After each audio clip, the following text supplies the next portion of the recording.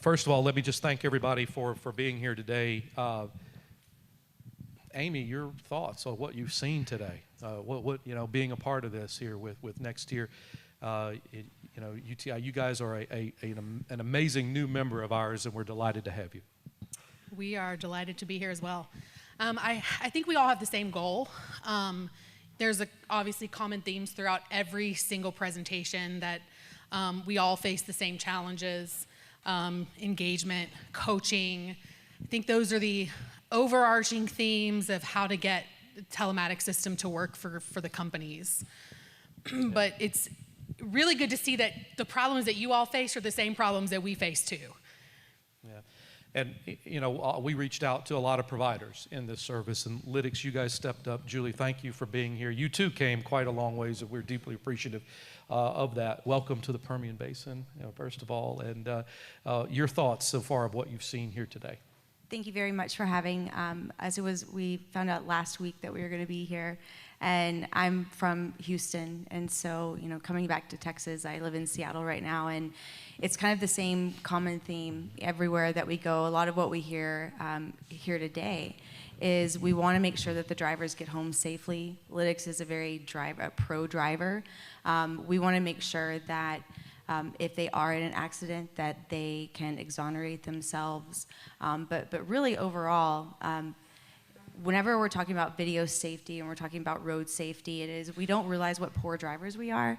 I've been driving on the back roads of Texas since I was about 14. Definitely, don't have the best safety habits, but working for Lytics, it has really enlightened me about the risks that are out there on the road. You want to make sure that everybody comes home safely. There was somebody at a booth that they said, I'll give you your paycheck, but also I want the main goal is that you get to go home to your family every single day. And so that is, it's a common theme. Safety is a common theme. Whenever we were talking, the value of a human life right now in Texas, it has been determined it's about $7.5 million. And so whenever you add a couple of those, a year, unfortunately, I understand that specifically Permian Basin has the highest rate of fatalities in Texas. And the ability to be able to make your drivers safer, first of all, but also the ability to exonerate your drivers. And so you're putting less risk out there. And overall, the theme and the goal is that we can collectively with coaching, and we've heard a lot about coaching today. We've heard a lot about the success of coaching. But overall, I think it's a common theme, is that we just want to get people home safe at the end of the day. Well, thank you for that. And somebody who didn't come a terribly far away, but a little bit of a distance anyway from up in Hobbs, but Terry O'Brien is with us with GR Energy Services. Terry, first of all, thank you for all of your continued support of the Permian Road Safety Coalition, and we deeply appreciate that commitment. Your company has experience with systems that have paid off in the ways that we've mentioned many times so far here today, but in a couple of unusual ways as well. Yeah, we have. Like I said, we've had some of the same successes, avoiding litigation, avoiding accidents, things like that. Also, we've had the same type of experiences like we showed in the video earlier with avoiding a collision, showing the video, trucks passing in a no passing zone, seeing things like that. So those events have really eye-opening, and for two things. Number one, the system shows that it can work, that you can use those things to avoid those collisions. Number two, it shows that our driver was aware, our driver was watching what they were doing, but also number three, it's kind of a realization for some people that may not live in the Permian or may not, maybe in our other offices or whatever, what hazards our guys face, our employees face out there on the road. So it's unfortunately, situations like that are a common occurrence. So hopefully, through these systems and driver training and things like that, we can be proactive and get that handled. But one thing I will share, I did not travel as far as some other folks today, but I did have a unique experience on the way over this morning. I got caught behind a cattle drive. So That's like something you never think of or would think. But yeah, I thought I was going to be late because there's literally moving about 60 head of cattle down the farm to market road. And so I kind of got stuck behind that. So that's an unusual traffic jam. But something else in the Permian and West Texas, Southeast New Mexico, we definitely have to deal with. It still is West Texas, isn't it? So, for sure. well, and I'm also thinking about a couple of the unique examples that we discussed where you had some vehicles that because of the systems that were in place, were recovered after theft. Oh, yeah, definitely. I forgot about that, Mike. Yeah, Thank yeah. you. But yeah, we had shortly after putting the camera systems, AVMS in our vehicles, we had a vehicle stolen from an apartment complex. The perpetrator was driving down the road and did a hard braking or a distraction, and the camera talked to him. And they looked at the camera all scared. It kind of freaked them out. So they ended up ditching the vehicle, and we recovered the vehicle. And through the pictures we showed in we were able to show through the video, fingerprinting, and some videos at the apartment complex. They apprehended him about 3 or 4 months ago. I guess it was around closer to Christmas time. We had another event. Guys parked a truck, went into pilot, get a cup of coffee, come back out. Somebody jumped in the truck and took off. Same thing. Camera talked to him. In-cab coaching. It didn't say "don't steal my vehicle," but it said distraction or something like that. Startled the perpetrator, and they ditched the vehicle. We recovered it. So, yeah, thank you, Mike. Yeah, no, those are great. Again, a couple of unique ways that the systems tend to help. When we were putting together this the agenda, and Ellen and I were talking about it quite extensively. We began to think about in pods. Thinking about who could speak to each pod, and one of the key pods that we had identified, and you guys really hit the mark on this, is the actual metrics. Amy, being able to demonstrate year over year over year the level of improvement. But I can't imagine that it started out that easy, right? And can you go back and maybe just fill in a couple of gaps about some hurdles that you all faced and maybe what you did to overcome, say, your top 1 or 2 hurdles? Because I imagine it didn't happen overnight. No, it absolutely didn't happen overnight. So I'm not new to the role. I'm roughly about 2 years. So the system that we used was rolled out by my predecessor. And he was a fly by the seat of his pants kind of guy. He didn't have a plan in place. He didn't utilize the tools that the telematics company provided when you're doing a big rollout like ours with 5,000 vehicles. So when I came in and took the job over, my number one hurdle was kind of backtracking and trying to re-roll out a system that was already rolled out. So he basically rolled it out and handed over a manual to the drivers and said, here you go. Here's how you log in. This is how you use it. So that is, for me, I think the biggest hurdle that I faced was this training and retraining to get the mindset of our people on board, really, with the system. And, as far as the numbers go, I mean, our numbers kind of spoke for themselves, I feel. We've spent so much time with our people. I think the biggest takeaway is just to get in front of them and just let them know, this is what we're doing, this is why we're doing it. There have been tons of hurdles. We had an issue with drivers covering cameras because they got annoyed that the camera was telling them to put their cell phone down over and over. That was another big, on the accountability matrix that I spoke about earlier, that's another big one we put on there, just to make sure that they understood that if they touched the camera, it was gonna be a problem. So, rolling this kind of system out there's hurdles all over the place, but those are probably my 2 biggest that I faced taking this job on that I agreed to for whatever reason. Well, Julie, if you don't mind, let's talk a little bit about those hurdles, and maybe let's dive into that a little bit deeper. As you go and talk to customers and potential customers, how do you help them overcome some of the things that she's talking about? Lytics has been around for 25 years, and with that, we have a lot of best practices that we have collected working with, some of the biggest companies in the country. And with Lytics, we have an onboarding program, but really we have tools that help support that driver onboarding process. And even, you said that they cover the camera. There's technology that, it can detect that it's being covered, and that's great and all, but one of the things that we have to be an advocate or to protect the privacy of the driver is we have risk detection without video. And so we can, even if the camera cannot be covered, but we're not recording the video anyway. We're getting the data, and the camera can tell if they're using their cell phone. It can tell if they're following too closely behind. We want to correct that behavior and improve those drivers' scores. But really, we don't have to have that video. And so we're protecting the privacy of the driver, but we're still capturing that risk, which can create those coachable moments. Or with the in-cab alerts, we see self-coachable moments where it's going to take a little bit of onus off of you and put it onto the driver correcting that. And usually what we see is with those in-cab alerts, we see it go down about 50% after the first couple of months or so. I want to pull on that thread just a minute, Terry, if you don't mind.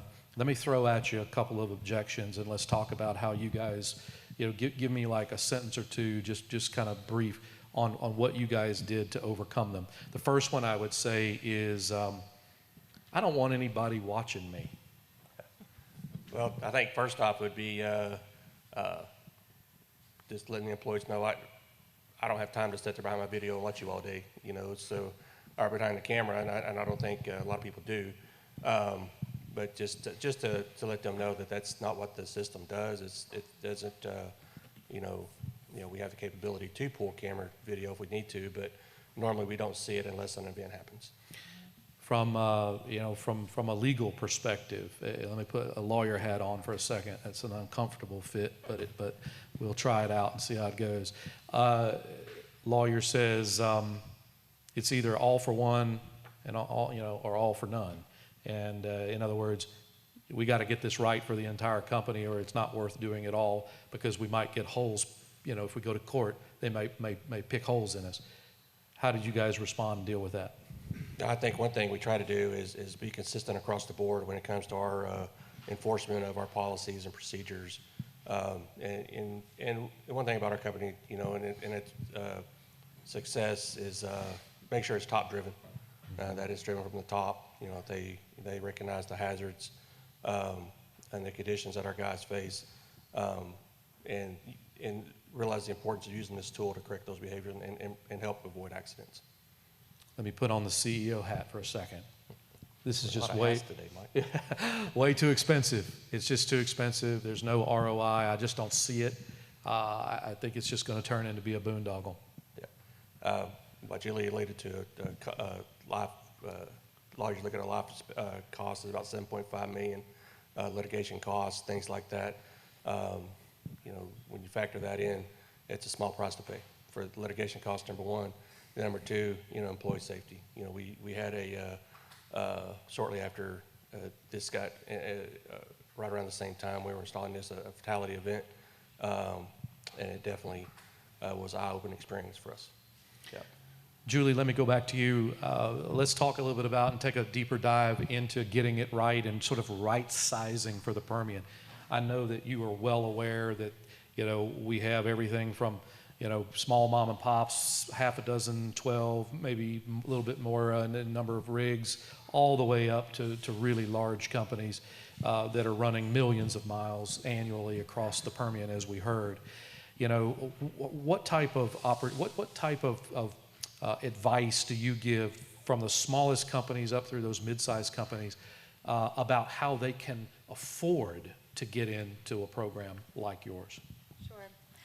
So whenever we're talking about ROI and making sure that you can afford it, whenever we're talking about litigation costs, what we want to do is we want to reduce your cost of collisions altogether. and reduce the severity of that. And with how we have our system set up specifically, it's a subscription service. And so, it is very cost efficient. But whenever you're looking at ROIs and how much that one accident cost, and whenever you're talking about a driver, if it costs the driver their jobs, again, we want to make sure that the drivers get home safely every single day.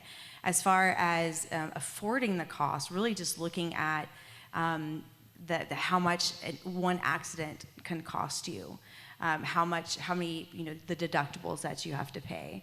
I grew up in an insurance agency, and every single day a driver would come in and say, I've had an accident, but it wasn't my fault. You guys are out there, a lot of you have the logos on the side of the vehicles. You can take those off of the vehicles, but still, I was in an accident, and a tiny, tiny rear end accident where somebody just bumped me, and I got at least 5 letters from the Texas Hammer and from every single other ambulance chasing company out there. But on the insurance side of things, if you have that video to exonerate your driver, you stop the fight before it's even started. And so when you're talking about, being able to afford it, it's kind of like you can't afford not to have it. And let me ask this question. Anybody on the panel can dive in here. Give us, if there's some folks out in the audience that are sort of new to this conversation. I know just because of the research that we've done that there are differing sort of pricing models across the industry. Could you dive into that just a little bit and kind of briefly tell us that, there's the vanilla, there's the chocolate, there's the strawberry? Go ahead. I can do it, yeah, sure. So how we have it set up, we have 2 different programs. On the low end, $34 a month, and that is including the leasing of the camera, the risk detection, and then fleet management software as well, fleet management and GPS. And so it's an all-in-one package. It is a dual-facing camera. You can turn off the inside altogether if you only want to have the outside. And then on the higher end, with our driver safety program, which is a coachable workflow, it's human review, making sure that there are fewer, less false positives. That would run anywhere depending on size of fleets and all kind of stuff. But it's under, $45 and all in. Wow. So if I'm hearing you right, that particular style is affordable to a company that might be running 10, 12, 15, 18 trucks. Absolutely. We work with companies anywhere from 100 to, the Walmarts, Coca-Cola's, Waste Management. And I've worked with smaller companies where it is, if they have, 30 vehicles and it's $35 a month, they're like, it seems like it is, I think it's more change management than anything else, getting used to that. You're spending the budget there somewhere, but we want to make sure that we're spending it maybe on bonuses, safety bonuses, rather than on collision costs. If I could ask Michaela to come up. I've got your microphone here. In just a minute, we're going to open it up for some of your questions, so be thinking about who wants to go first. Everybody wants to go second, but nobody wants to go first. But be thinking about that.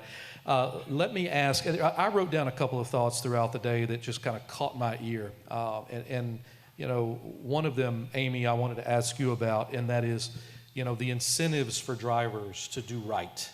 That really hit home to me. Talk about your experience in that, and anything that you guys are doing or that you know of in your suite of companies that's being done to recognize those that are doing it right. So I'm actually in the process right now of developing an incentive program, probably going to be more like a quarterly recognition program of our safest driver in each region. I haven't quite determined if it's going to be a cash prize or what's going to happen from that, but along that, we also do impact awards. We do HSE impact awards. So for any good behavior that we see, they're nominated, they can win. They also can win prizes. And at the end of the year, we have a presidential award ceremony where we all get to go and have a nice dinner, and our president comes out and gives a further award. So this year, we just had it. So I think we had 147 HSE Impact Awards given out last year, and then there were 13 of those 147 presidential awards given out at a dinner. And each of those employees that won one got a cash bonus to go with it. $50,000 in a truck? I wish. I'll take the trip to Disney. But yeah, so I am developing that. That kind of is the last piece of our puzzle. I feel like now that we have our driver behavior under control, really recognizing those drivers. And I know, especially in the Northeast, we have a big sand trucking, we have a big trucking like logistics group out there. They have their own little competition amongst themselves, and they are constantly talking about who's got the 99% driving score, who's in the green. So a little friendly competition that they all come up with amongst themselves, and then hopefully I can put something together to kind of further incentivize them to continue. Jump in real quick on that. Your goals for that, what are you thinking? What metric are you trying to drive with that incentive?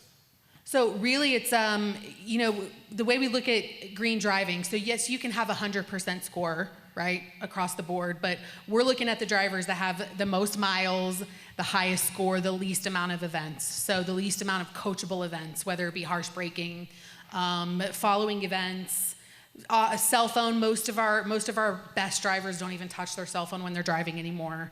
So those are kind of the metrics that we go off of. Sometimes it's hard to determine because we do have really good drivers that drive very short distance. So, but one event kind of messes up their entire score for the month. So it's trying to kind of figure out that kind of happy medium between the two, and not leave anybody out of the program either. Just because they potentially don't have a good score doesn't mean that they're a terrible driver. Like I said, it's based on, our system bases it on, I think, per 1,000 miles driven, but we have some drivers out here in the Permian that don't drive 1,000 miles the whole year. So it's hard to kind of quantify that score based on their driven miles. We, as Ellen mentioned at the top, our territory for PRSC is 27 counties. 3 of those are in New Mexico. Terry, you're on the New Mexico side. One of the things that caught my ear that I wrote down, and certainly already was aware of this, but just the magnitude of $30 billion in third-party litigation funding, on its way up to $50 billion, having an effect of almost $500 billion in the economy. Now, of course, that's nationally. Bring it back home to on the New Mexico side and what you're seeing, either anecdotally or empirically, whatever you can share about that issue in New Mexico. And I think it's an issue we face, especially all over the Permian, is just the litigation aspect of it. And somebody, and I'm not going to say there's not, sometimes it's maybe warranted, but, as soon as something happens, the first thing you do is you call a lawyer, or the lawyer's calling you, and trying to get that going. New Mexico is no different than Texas, anywhere else. Maybe even, with, don't want to get into politics, with our political landscape, maybe even a little more with some of our judges and things like that we have on that side of the state line. So, Julie, it might seem obvious, but just for the benefit, again, for those who are just dipping their toe into this water, how do you answer this? How when you are talking to customers or potential customers about implementing a system? Let's just say it's 200 units that you're going to put in, just to pick a number. How do you address this? That this is going to affect their opportunity to defend themselves. Besides the obvious, they got a camera watching. What do you guys do to help? Repeat that last part. Yeah, so you obviously have the cameras that are in. You're recording data. You're recording metrics. Obviously, that can be subpoenaed. It can go into a lawsuit.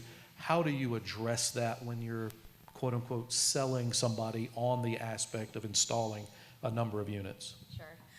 So there are cameras literally everywhere. If it's a Ring camera, if it is a closed caption, an ATM camera, there's going to be proof out there. But, civilians is what I like to call them, meaning not in the commercial, driving realm. A lot of people have dash cams, and somebody is going to be able to tell what you do. I worked with McCoy's Building Supply. They're one of my customers, and they are very aware of the risk that they're putting out there by having that video. And it went a lot back and forth of, are we going to do this? Are we going to do this? And what it came down to is that somebody's going to have proof of something. If you're at fault, you're going to be at fault. The most important thing is that to be able to exonerate your driver if they're not at fault. Just making sure that keeping that in check. And then, Amy, over to you. Another thing I wrote down here, which again is a bit in our business is a bit old hat, but it never hurts to hear it again. And I wrote down here, quote, fixing risky behaviors. Is it a carrot and stick? Is it both? You know, what do we do first? Are we trying to fix human behavior on the front end, or are we trying to compel human behavior changes with the systems that have been employed? How do you guys see that? I think it's compelling them to fix the behavior on the back end, right? I put together video camera rolls of all of our, near misses all the time, and I'm like, look, this is what we're looking at. If this driver had been distracted, he probably would be dead. We have a lot of those, especially out here.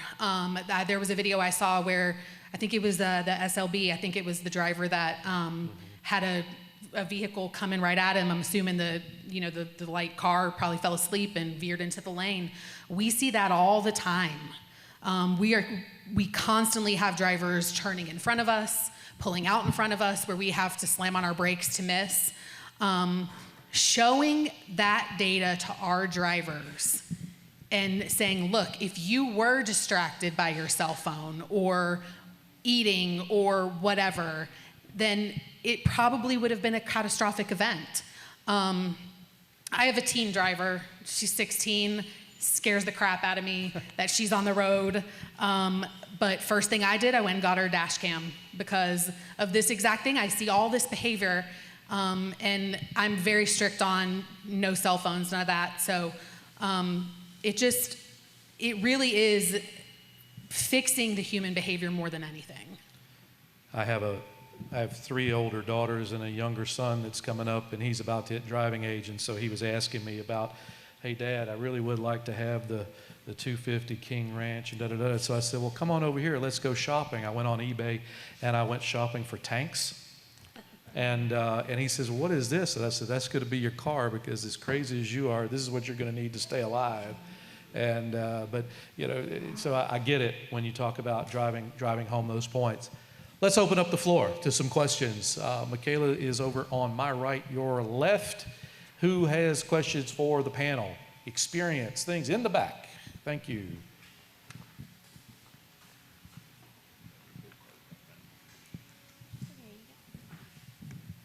I think that because we're all present here today, we're all in agreement that implementing this type of equipment is very attractive and something that we would all like to be able to participate in and implement in our companies. One of the biggest deterrents, and I did the numbers based on what Lennox is talking about, based on our fleet, we'd be paying a little under $30,000 annually. Prior to there being a safety stand down for issues out in the field and occurrences that were happening based on safety related, Texas Mutual came in and provided a scholarship for over $100,000 so that we could implement safety training. Have there been discussions amongst the panel or others in the area to provide some types of scholarships to smaller companies who are willing to participate or put this type of equipment, because we would most likely hands down participate. It's the cost that is the biggest deterrent. Mm-hmm. I know that right now she discussed some of our insurance, decreasing our insurance and costs in the future should there be an accident. Right now our safety rating is at a 0, and we do everything that we can to prevent any type of accidents and provide information to our drivers. However, this equipment is still something that we would consider based on our safety rating being 0. So how do we open the doors to providing some type of scholarship programs for companies that are interested? Yeah, that's a terrific question. Anybody want to start with that? Anybody at all? I have some things I could add. Terry, go ahead. I would know, I can't speak to scholarships or anything like that but I do know that certain insurance companies, like you talked about, there's some decreased cost in insurance costs when you're going through renewals,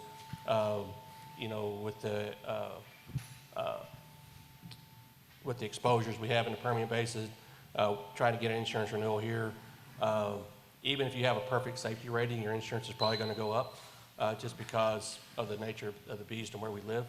So having a system like that in place could definitely deter some of that cost, which could, kind of pass it back to the back end. Hey, we're kind of paying part of this by a cheaper insurance rate. You may discuss that with your insurance broker or insurance provider, see if that's maybe an option there that they could, and maybe show your ownership, or if you're the owner, like, hey, it's, you have your liability costs $500,000, we're going to give you a 10% discount. That's $50,000 right there off the top. So that would pay the $30,000 annually for your system.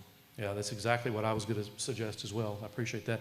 Hey, Deirdre, in the back, if I could get you to turn on maybe 2 of these blowers, please. We're starting to reach the high sun part of the day. We were really trying to balance the temperature in here with the noise, and so we appreciate your sticking with us on that. We'll get that going here again, and we'll just ask everybody to get up on the mic a little bit more like an auctioneer or something as far as that goes.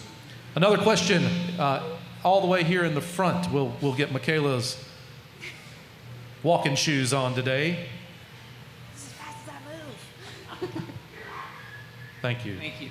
Thank you. All right. Obviously, you've heard. Sorry. You're in front of that. Just come straight in front of me right here. Or I'll move back. Yeah, back. It's good. Okay. You're just close to that microphone. So I'm an insurance broker. Apologize. It's not getting better. Keep going. Keep going. I'm just. Okay, so a lot of this comes down to cost, and I think Terry got to the bottom line of it, is when you go to your insurance broker, they're gonna say that for commercial insurance, there's not a standard credit that you can obtain for this sort of system. But the carriers in general are looking somewhere in the range of 10 to 15% off your cost. So that's a pretty good hard number. And ironically, the pricing that Lytx, Samsara, Motive, Mix, all of these companies are at is right about what that credit is, ironically. Now, what you have to remember is that's the cost to play. On top of that is someone to run the system, okay? And that's really where the rubber meets the road, because it's of absolute importance that you're doing something with this data. That becomes your investment to prevent the accident, okay? Because let's face it, over time, you're going to pay for it. Insurance is a loan that you will pay back with interest, right? So we all have to recognize that. So there are great opportunities to make this something that insurance effectively pays for. You just have to take advantage of it. The other thing I would suggest is there are companies out here that have such poor performance, they probably will not be able to get insurance without getting this. Keep that in mind.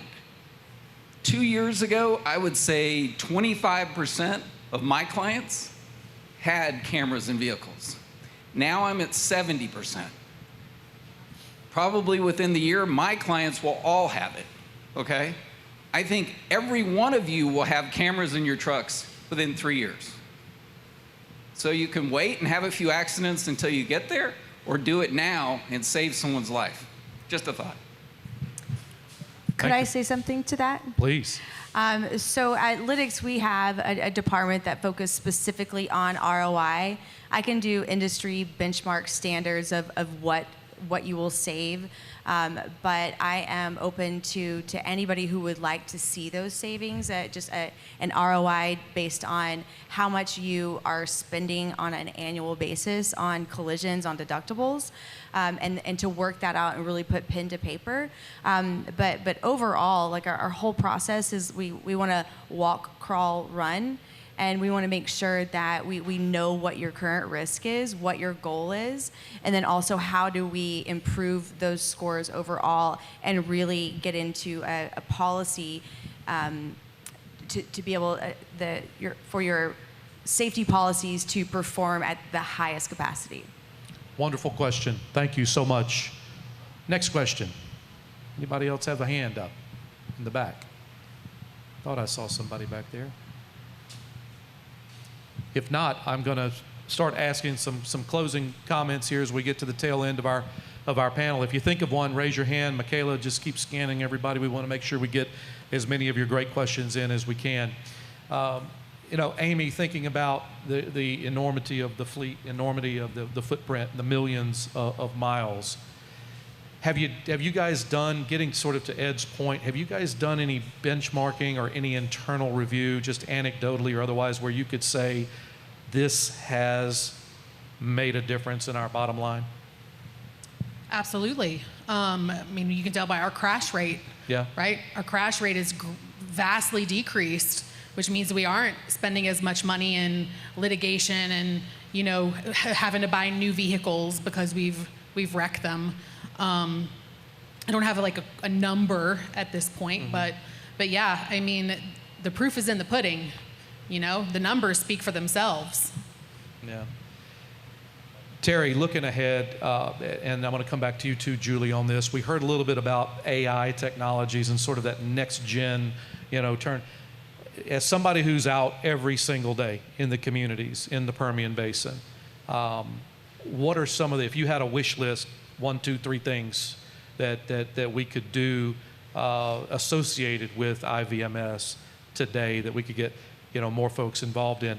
What would those be that you think would really begin to sort of, turn the tide? I think number one, and I think we've talked about it with the percenters, is the ability to, to detect the distracted driving. And I think that the technology is there. I mean, it's in the systems. I know the system we use has that.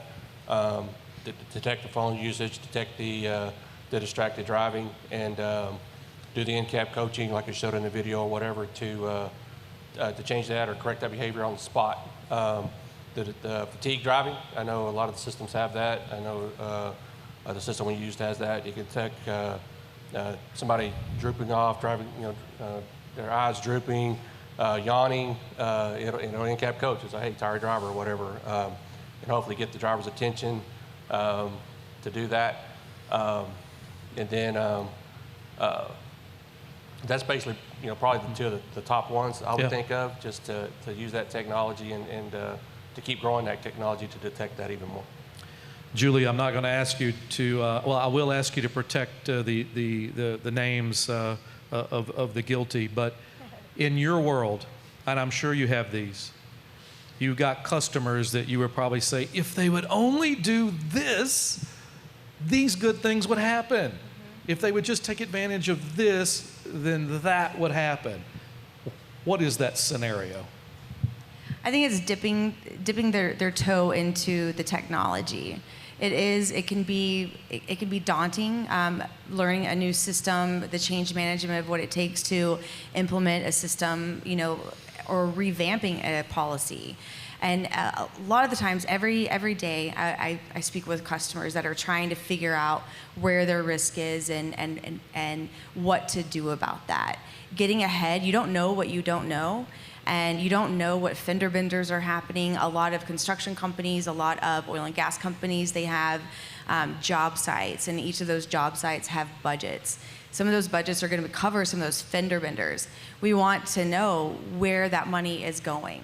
And so just trusting the technology, dipping your toe into it, starting really slowly, learning who your riskier drivers are, what your biggest risk is. And we don't want you to have to hire somebody to do that. The system, the way it is designed, is to be able to take a quick glance of 85% of my drivers are using their cell phone for more than 5 minutes, in 1 3-hour time period. And so just learning the risk or trusting that the information that is going to be accessible to you is going to improve the overall outcome. Excellent. We had a question in the back. Uh-oh. Hey, Michaela, just make sure it says a green light on the front. If not, touch that very bottom one time. Amy, this question's for you. How much negative feedback did you get from your drivers about using rear-facing cameras when you started this? About 100%.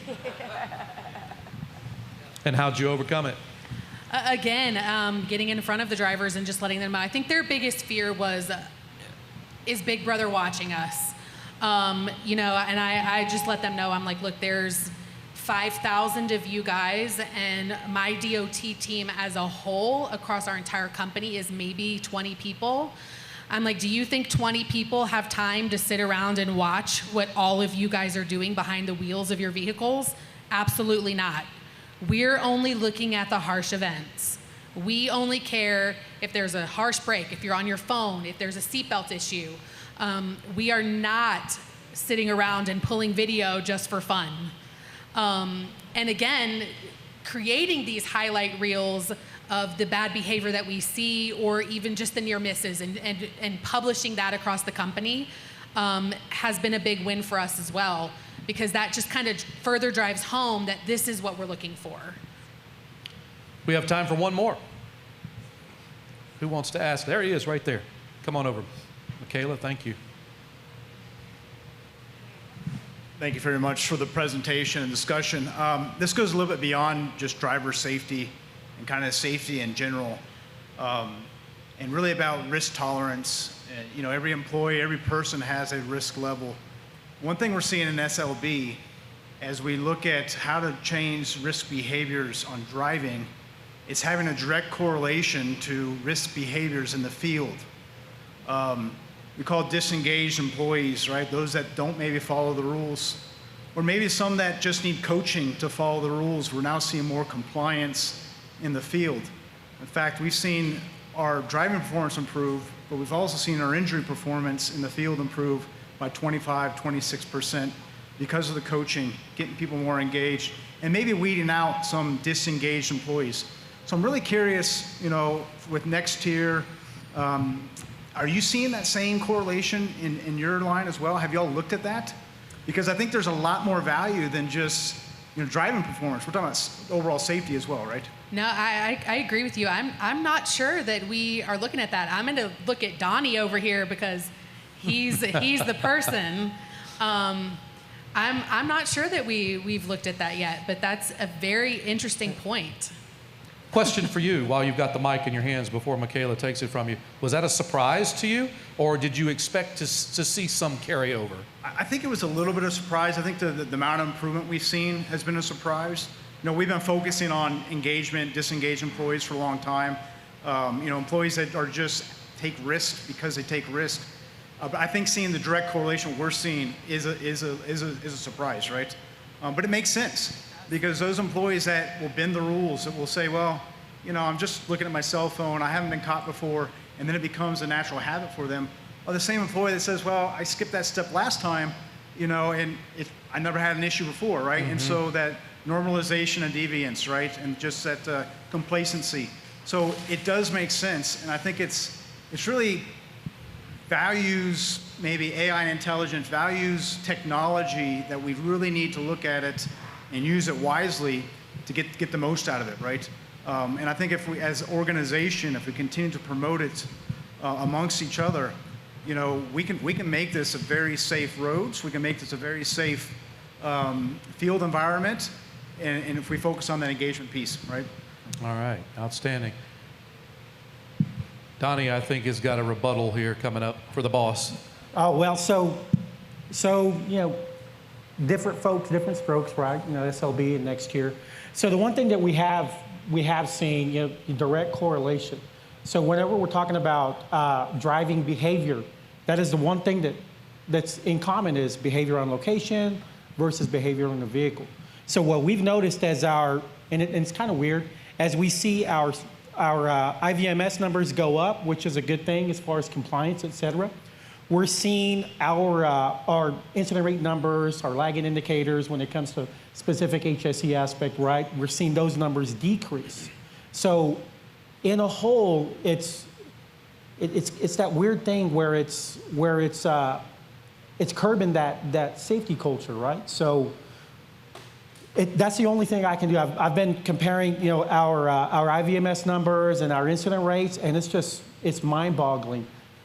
You know, we have the IVMS coaching. Well, we also have coaching on location. We do have a very robust SSE program where we do have trainers that go out and train our new hires just getting them straight up on their competencies. But at the same time, we also have a promotion aspect where anytime someone progresses from one level, I'll bring example of equipment operator from EL1 to EL2, 2 to 3, et cetera, they're having to reinforce them competencies, right? Which, of course, driving is one of them. The other thing is, along with the cultural aspect of it, any type of disciplinary action is really going to hamper their promotion, et cetera, right? So putting it all together in a whole, it's really shifting that safety culture, which companies and our customers, I see some present customers, some former ones, and some future ones, right? So we've got skin in the game. We want to keep our people safe and provide a good product. Thank you, Donnie. Appreciate that. Does he get to come to work tomorrow? You did a good job? I'll let him. Oh, you'll let him. Okay, great. Well, closing comments times. Let me start with you, Amy. Your key takeaways from today. We're all going to go back to work tomorrow. It's going to be business as usual. Is it going to be bad habits as usual? We hope not. But things you've learned today that you could take back to the shop. I've heard a lot today. Yeah, I know. I guess just really just continuing on the path, right?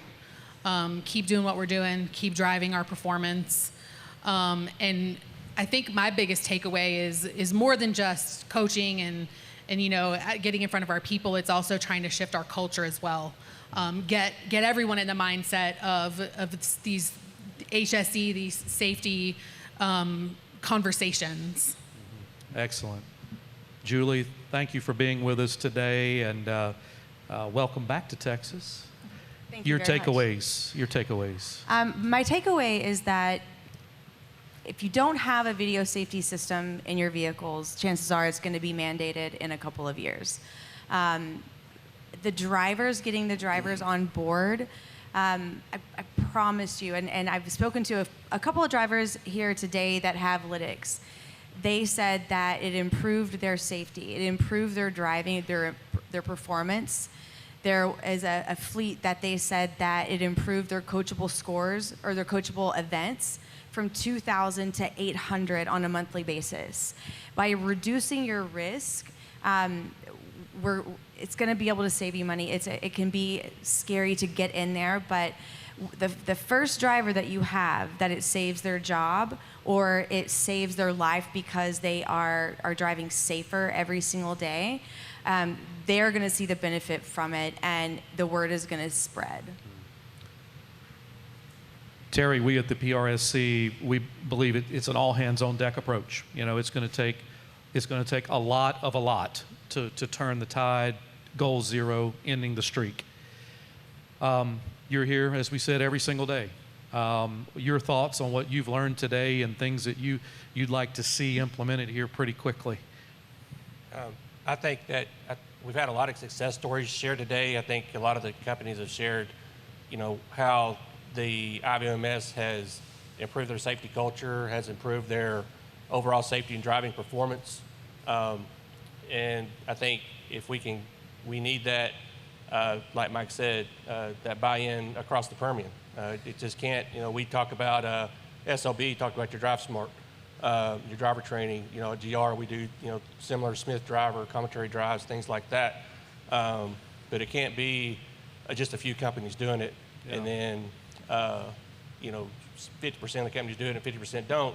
You still have that 50% of exposure from the companies that aren't investing in the IVMS, aren't investing in the driver training and things like that. So I would hope that through the Road Safety Coalition and other entities that we're driving that force home to get more people involved, get more people on board with these systems, and go from there. And I would point out that I've been a safety professional, or worked in safety in oil and gas here in the Permian for 27 years.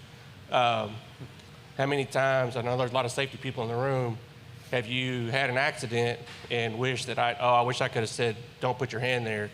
Or if I was standing there, could have told the guy, don't go in that confined space, or don't do this. With IVMS, or also we've had, we'll do observations, and 6 months later we'll trend that analysis and, okay, well, we have an issue, so let's go ahead and try to address it proactively. Well, with IBMS, you're getting that real-time, almost instantaneous coaching for that employee to wake up, put your phone down, things like that we wish we could do in other aspects of the safety world. So I think it's a great tool. As a safety professional, I think looking at your companies, it is an investment.